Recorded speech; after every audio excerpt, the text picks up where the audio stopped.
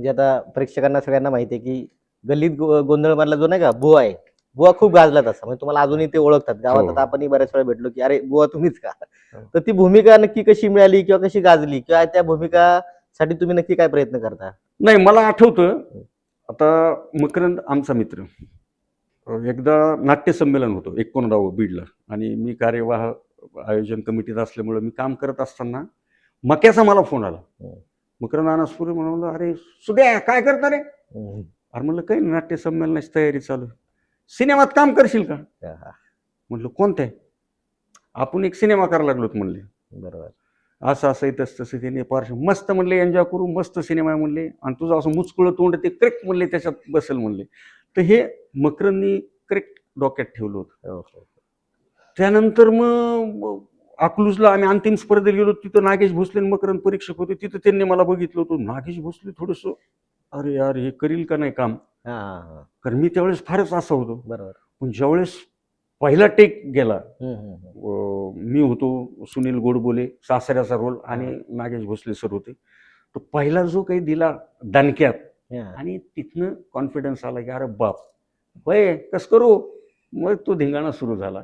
आणि महत्वाची गोष्ट सांगतो, मला मी काही त्यावेळेस काही व्यावसायिक वगैरे असं कलावंत नव्हतो, पण एक जनरली आपल्या फील्डमध्ये म्हणलं जातं की सिनेमानंतर तुमचे सीन कापले जातात, एडिट होतात. पण मी नशिबवान आहे की पहिला सिनेमा तो गल्लीत गोंधळमध्ये माझे सीन वाढले होते. 2 दिवस फिल्म सिटीमध्ये एक्स्ट्रा शूट लावून माझे काही सीन वाढवले होते. त्याच्यामुळे तुम्ही मन लावून जर काम केलं, नॅचरल काम केलं, आर्टिफिशियल काही केलं नाही, तर तुम्हाला ते मिळतं. बरोबर आहे. आणि त्यानंतर सर आता लेखक दिग्दर्शक म्हणून बरेच सिनेमे तुम्ही केलेत. त्यातला खोपा सिनेमा म्हणजे आपण सोबतच एकत्र केला. मग ते लेखक म्हणून तर केलेलेच आहे, म्हणजे आता लेखन करताना म्हणजे दिग्दर्शकाची पण तेवढी, आता दिग्दर्शक म्हणून काम केलं, ती कशी जबाबदारी, मग तो सिनेमाबद्दल काय सांगाल, खोपाबद्दल? खोपा हा जो सिनेमा आहे, हे मी जे म्हणलं ना की ते इथं कुठतरी गोष्ट लागायला पाहिजे होती. आपल्या खोप्याची वनलाईन किती स्ट्रॉंग होती की गरज नाही की एक खोपा तयार करण्यासाठी सगळ्या काड्या एका झाडाच्या असाव्यात. बरोबर. वेगवेगळ्या झाडाच्या असल्या तरी त्याची गुंफण जर असेल तर त्याच्यामध्ये पिल्लू अंडं व्यवस्थित राहतं. बरोबर. ही संकल्पना मी ज्यावेळेस मेडिकल कॉलेजला असताना NSS कॅम्प थ्रू, ज्यावेळेस लातूरला भूकंप झाला होता किल्लारीचा, त्यावेळेस आम्ही म्हणजे सेवक मदतनीस म्हणून आम्ही तिथे गेलो होतो. की आम्ही प्रत्यक्ष तिथं खोप्यातली जी घटना आहे त्याच्यात पार्ट होत असते सिनेमाचा. तू इतकं छान कला दिग्दर्शन केलंस त्याचं. तर ते जे आपण डिझाईन केलं ना, ते मी प्रत्यक्ष तिथं डोळ्याला बघितलेलं 93ला, आणि तशा घटना बघितल्या म्हणून आपण ती गोष्ट केली होती. परंतु खोपा करताना तो माझा पहिलाच प्रयत्न होता.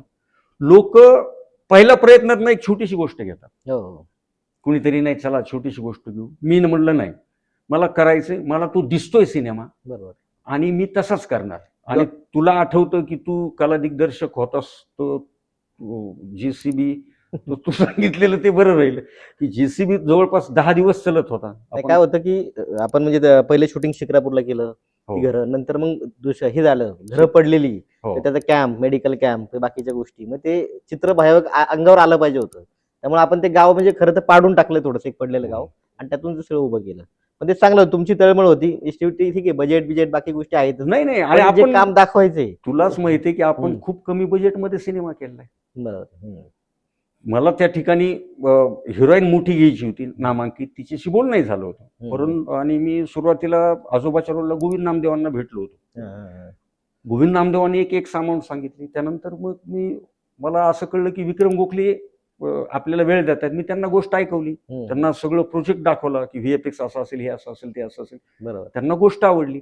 त्यांची जी अमाऊंट होती त्या अमाऊंटमध्ये, माझ्या अमाऊंटमध्ये ते यायला तयार होते. मग मी काय केलं, मोह टाळला, मी ती हिरोईन कट केली आणि पूर्ण टेक्निकली सिनेमा केलाय ना.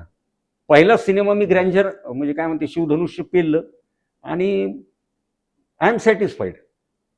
तूही त्याचा कला दिग्दर्शक होतास, तर मला ते आवडलं. प्रत्येक गोष्ट आपण खूप मेहनतीने केली.